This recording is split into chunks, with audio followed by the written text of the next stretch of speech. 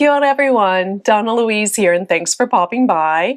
This is the third and final video in this series in which I build the same image but from two different brands and different piece counts. I'll leave links to the first two videos in the description below. I suggest you go watch those first if you haven't because I don't want to repeat everything I've already said in those videos. But for this video, which I'm so excited to share with you all, during the time lapse, the amazing artist Aimee Stewart messaged me. And I had posed a lot of questions, I believe it was in the first video, asking about like piece count and licensing and also titles for puzzles. And she answered all those questions. And I asked her if I could share all that information with you, and she said yes. So during the time lapse, for the voiceover, I'll share all the information that Aimee provided. So thank you so much, Aimee, for messaging me. I really appreciate it. It's all very interesting. Before we jump right in, just a quick shout out to Peace Relax for being our channel sponsor this year. Because of them and their support, not only can I bring all those new to me brands to New Zealand, I'm looking at the pile of puzzles over there that I have to do. So exciting. They also supply me with all their Jigsaw puzzles, as well as help me travel to go to competitions because really meeting other puzzle lovers is just the best for me. And I leave in about 2 days to go up to the New Zealand Nationals, and I can't wait to puzzle with everyone. So if you're looking for a nice, relaxing way to unwind, go check out their unique collection of Jigsaw puzzles. I'll leave links to their official website, their Instagram, and all their Amazon storefronts in the description below. But for now, let's get on to the time lapse and you'll see me finish the 4,000 piece. Let's talk first about the different titles. Now this is what Aimee wrote to me and I'll read it. It'll be in the first person, but it's from her point of view, and then I'll come back and give my thoughts. Oddly enough, companies who license art always reserve the right to change the titles. Buffalo has almost always kept the titles I give my art. Ravensburger has almost always changed them. They do say they prefer to name them things they think would hit better with their audience. Butterfly Ball is actually a redo of a much older fairy piece I did years ago by the same name. I named it after a poem that was about fairies, and it included a phrase about the butterfly ball. And that always charmed me. So I carried that title forward. But I can also see why Ravensburger decided to change it. They never run titles by me though. I find out with everyone else when the puzzle is released. Okay, Donnalouise here. So interesting. I think as an artist, if I gave a title to a piece of artwork, I would want that name, that title to stay, because knowing this, remember I had said The Hidden World of Fairies felt like a more appropriate title.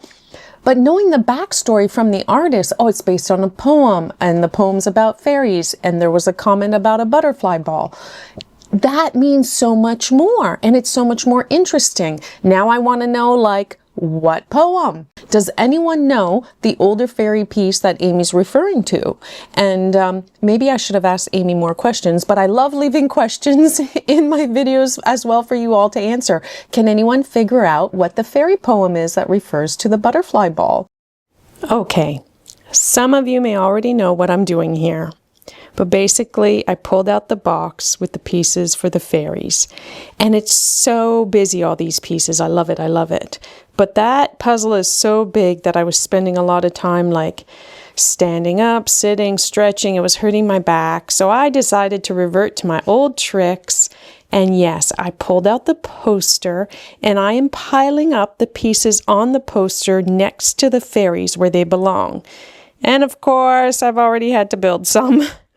So now what I'm going to do, the poster is getting literally too full and I can't really see anything anymore. So I'm going to start now grabbing these small piles and going over and putting them in the giant poster. Now let me show you what I've done. These are all pieces that I know, to which fairy they belong.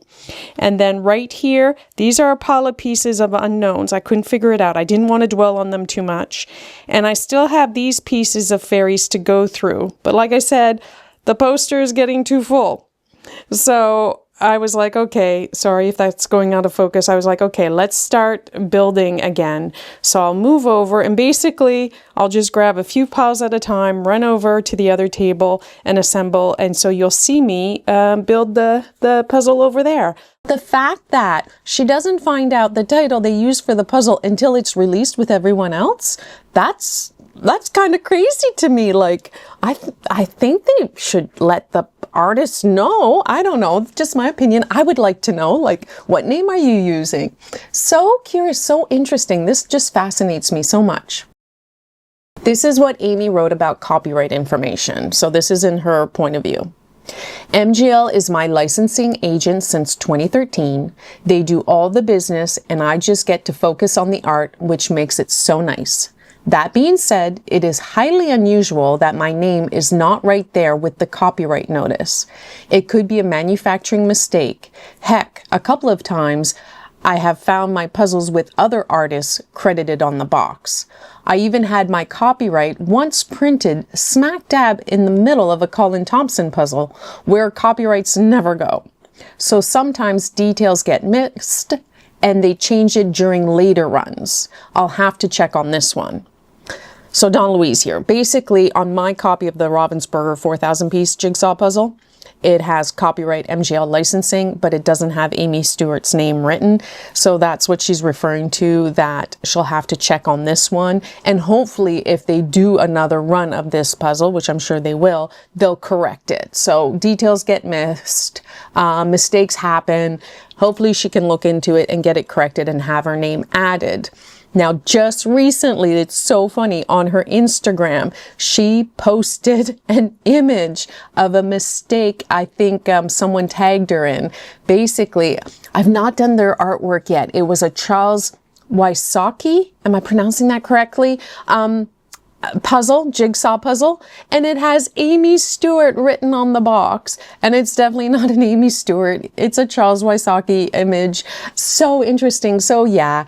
Mistakes happen, human error, but what I understand, it should have had at MGL licensing Aimee Stewart, because as a puzzler, if I enjoy the artwork, I want to know who the artist is, so then I can go find more of their puzzles with more of their artwork. Now she continues to write about licensing, and I'm just reading this now, and I did not pick up on this when we were first messaging. And I'm trying to finish this video because I hop on a plane in the morning and I don't have time to get her to correct this or not.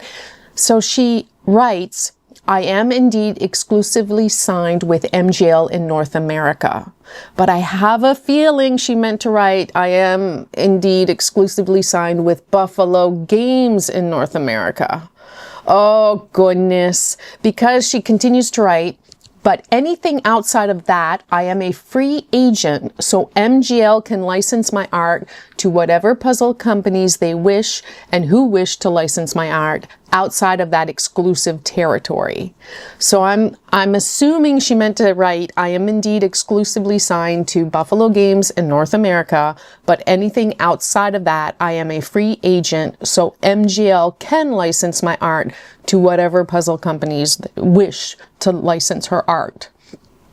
I should have asked her to clarify that. I'm literally just picking up on that as I'm recording this voiceover. So Aimee, if you're listening, please comment. And I do believe that's what she meant there.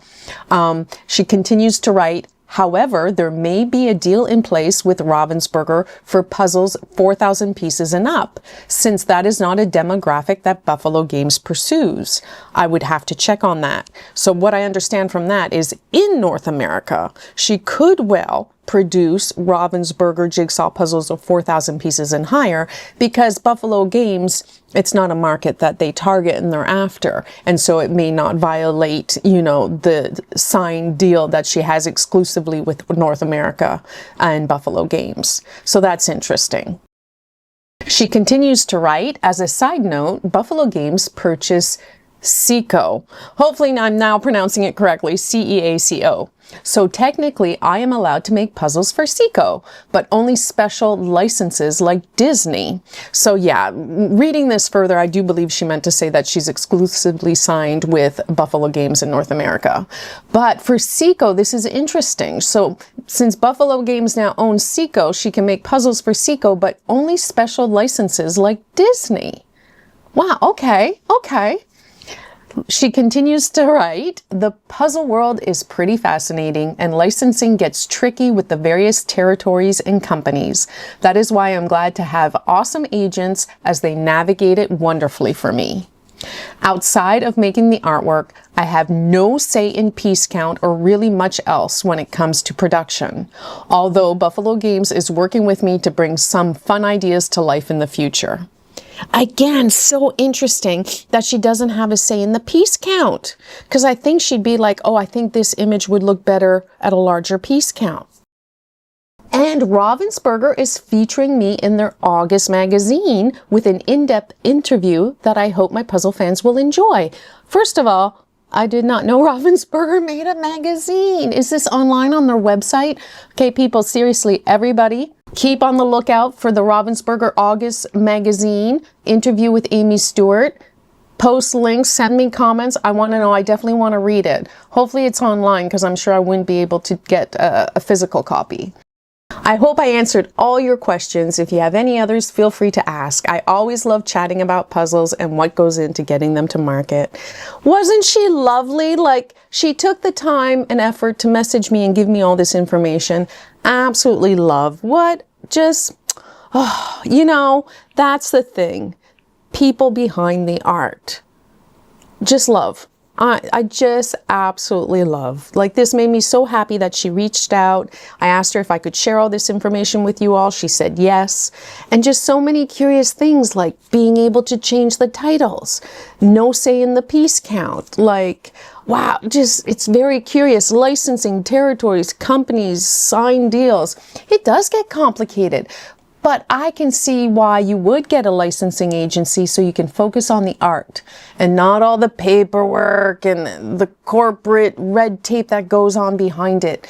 Just enjoy making the art, and that's what we love. And she has some exciting things coming up.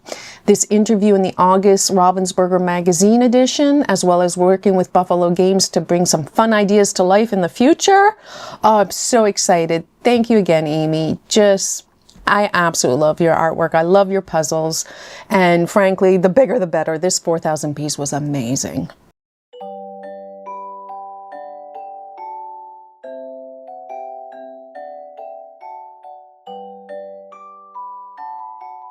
Let's talk about the Ravensburger 4,000 piece jigsaw puzzle, which is nearly finished. The reason why I say that it's nearly finished is that I'm missing one piece. Yes, I'm missing a piece of the puzzle. I've looked everywhere. I cannot find it. And to be honest, it doesn't upset me all that much that a piece is missing. I'm okay with it. It would be so nice if you could just contact the company and have them make that one specific piece and send it to you. I know if I reached out to them, they would probably offer to send me a whole brand new puzzle, but that feels like a bit of a waste. I'm still going to have a puzzle with a missing piece, which is why I love Piece Relax with their missing piece replacement policy, because they're able to make that exact specific piece you're missing and send you one piece. The only thing they warned me is sometimes the color might be, the shading might be a little off, but I'd rather be able to get one piece than a whole other puzzle, which could end up having other missing pieces. But I'm not really upset that there's a missing piece. The only thing I find is that I tend to trade or resell a lot of my jigsaw puzzles, and other people seem to be really upset about that. So it already devalues the jigsaw puzzle.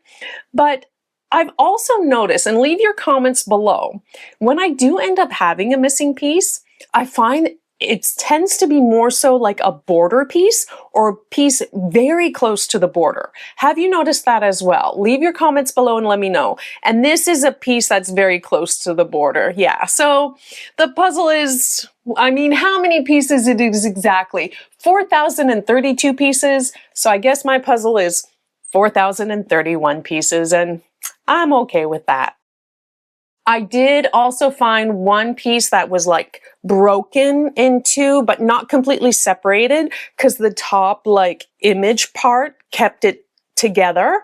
And then there was a third piece where the picture part on top of the prong split and separated, but I have since glued it back together and it looks fine. So out of the 4,032 pieces, I had issues with just 3. One missing piece, one broken piece, but it's still together, and one piece where the image came apart, but I glued it back. So overall, I'm okay with all that. One question that I really wanted to answer was, how does the image and the detail scale up from 1,000 piece to 4,000? Will it appear blurry? Will I see just as much detail? And yes, it scaled up beautifully. It was so lovely. It was not blurry whatsoever. The detail, the lines, everything was nice, crisp, and clear. The image really worked well at 4,000 pieces. Now, comparing a few things about the Buffalo Games 1,000 piece to the Ravensburger 4,000 piece, first, let's talk about the glossiness. Now, the Buffalo Games it's more satiny. It's got a little bit of a gloss, whereas the Ravensburger was matte. And to tell you the truth, I took photos in like some different light at better angles, and they both turned out really nice. I am not a fan of super high glossy puzzles. I definitely prefer the matte finish, but overall, Buffalo Games, like, it's got a slight shine to it, and I can tell with this light, I'm getting some glare off of it. It really depends, I find, on the angle, the lighting. Of the two, I definitely prefer the matte finish, but overall, the Buffalo Games, slightly shiny, wasn't really a problem. For the colors, what I notice, it feels to me that the Buffalo Games looks darker than the Ravensburger. And the way that I kind of explain it, I took a photo, and you can kind of, if you look at the water, it looks, at least to me, it looks like the water is darker. And maybe this doesn't come across great on camera, but I think it's because that same area is spread over more pieces. You can show more details in the colors, and there's more color variation, and so overall it looks lighter and brighter. I love the colors though on the 1,000 piece, but I do feel they look brighter and more shades on the 4,000 piece. There were some fun details that I hadn't noticed on the 1,000 piece because it's quite a busy image. For example, when I was sorting and I pulled out all the mushroom pieces at the start for the 4,000 piece, and I found this key. And I said, where is this key? I have not seen this key. And I had just done the 1,000 piece. And sure enough, there is a key on these little stone steps. I hadn't noticed it in 1,000 piece. It was there. It was just much smaller. So I find for the 4,000 piece, you can just really appreciate and see a lot more of the fun details and the trinkets, the little knickknacks and items that are just, scattered all over the image. It just popped a lot more. Now, both puzzles have their pluses.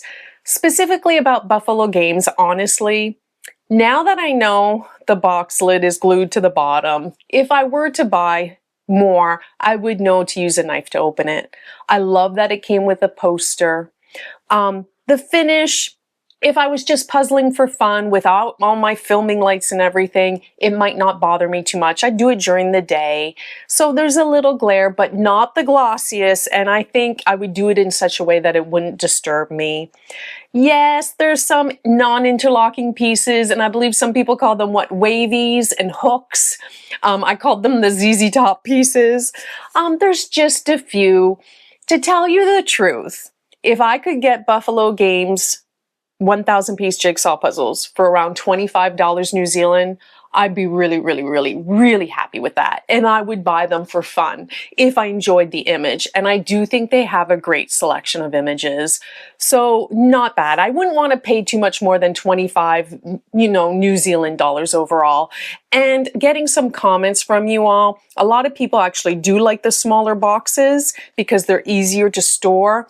I don't collect my jigsaw puzzles or else I'd have way too many. So I move them, you know, I trade, I sell, I donate, I give. And so to me, the box size isn't as important, but I can understand why people would like the nice compact box size. So yeah, I'm actually really pleased with the Buffalo Games jigsaw puzzle. So if you like busy images and you only do up to about 1,000 pieces, definitely grab yourself a copy. If you can get it for around 25 New Zealand dollars, you'll love it. You'll absolutely love it. But for me, for this particular image, it's the 4,000 piece Ravensburger all the way, just because you can see so much more detail. And even though it's a busy image at that scale, there's quite a few things you can sort. There's things you can pick out. There's a bit of picking place. There's a bit of sort. There's some, you know, similar colored areas. I don't know, though, if I would sort it by color as opposed to items like I did. It's kind of hard because I'm not going to redo the jigsaw puzzle. So if you do this jigsaw puzzle, comment below and let me know if you sorted it fully and how you sorted it. Did you do by color or by items? So for me, there is positives for both puzzles.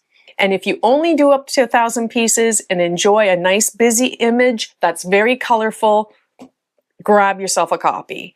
But if you have the choice and want to do up to a larger puzzle, the 4,000 piece Ravensburger wins for me. Like if I had to go out and buy 2 of these again, knowing what I know now, I'd go for the 4,000 over the 1,000 for sure, just because the image, it deserves to be 4,000 pieces. It's still on my puzzle table, and I think it's going to stay there for quite a while.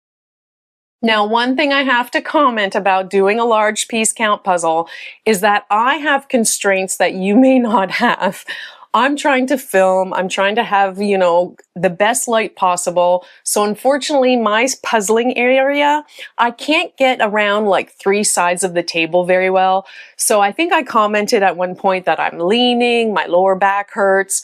However, if you're in a more typical puzzling situation, doing like a large piece count puzzle, you should pull out your table, make sure that you can walk around all sides. I think I'm gonna have to restage that puzzling area, move some things around because my back was getting sore, but that was more self-imposed and it made it a bit more difficult to see the top part of the puzzle, and that's why I referred to the poster a lot. But I love the poster. The 4,000 piece poster was perfect. I tried to use the smaller poster at times from Buffalo Games. It didn't show enough detail. And I also tried to use the puzzle instead of the poster as reference. But you want to know what kind of bugged me, what threw me off? I focused too much on like piece outlines.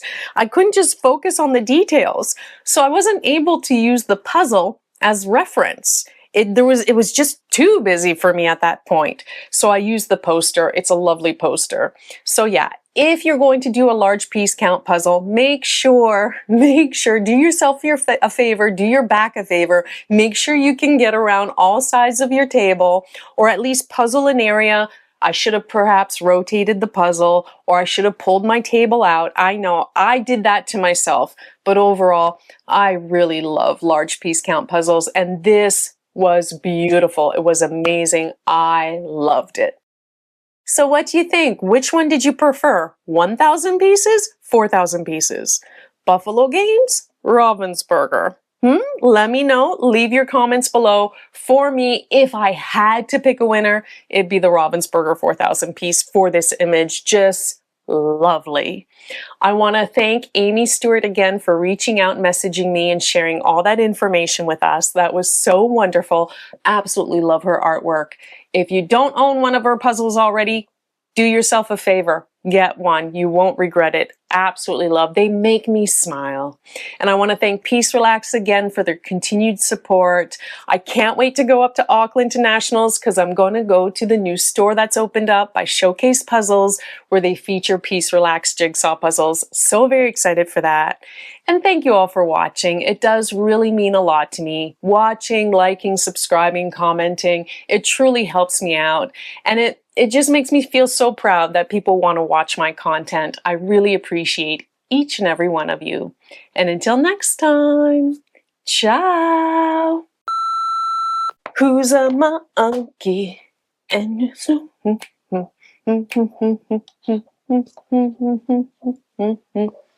la la la la la. La la la la la la la la la la la.